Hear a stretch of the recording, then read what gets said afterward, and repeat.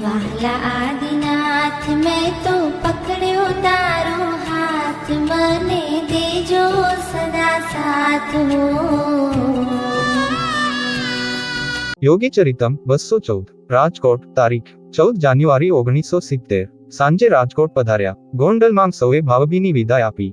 કેટલાક સંતો ભક્તો રડી પડ્યા હતા. યોગીજી મહારાજની વિદાય સૌને વસમી બની જતી.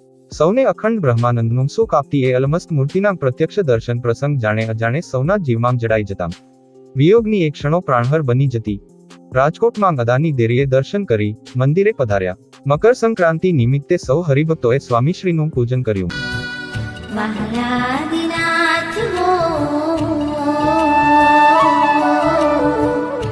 આશીર્વાદ આપતાં સ્વામીશ્રીએ કહ્યું, આપણે કોઈનું બગાડવું નહીં, બધાનું હિત થાય એમ કરવું. ભગવાન સૌનું ભલું કરે. આખા હિન્દુસ્તાનમાં, આખા વિશ્વમાં અક્ષર પુરુષોત્તમનો ડંકો વાગે. જુઓ, આપણે કેવો આશીર્વાદ આપ્યો કે ગોંડલ મંદિરના રસ્તેથી કોઈ ચાલે એ પણ બીજે જન્મે સત્સંગમાં જન્મ લેને એનું કલ્યાણ થાય. આગલે દિવસ જ આશીર્વાદના આ શબ્દો સ્વામીશ્રીએ ગોંડલમાં ઉચ્ચારેલા. એ જ વાતને જાણે વિશેષ સમર્થન આપતા હોય એમ આજે ફરીથી એવા જ વિશાળ ભાવનાયુક્ત આશીર્વાદ આપ્યા. ત્યારે આપણને સમજાય કે મોટા પુરુષ એમને બોલી જતા નથી, પરંતુ એમનો પ્રત્યેક શબ્દ હંમેશા સાર્થક હોય છે, જે દિવ્યભાવથી જ મનાય છે. લિખિતન સાધુ ઈશ્વર ચરણદાસ. આવે તુમ પાસ લઈ મુક્તિ ની આશ, મને કરશો ના નિરાશ.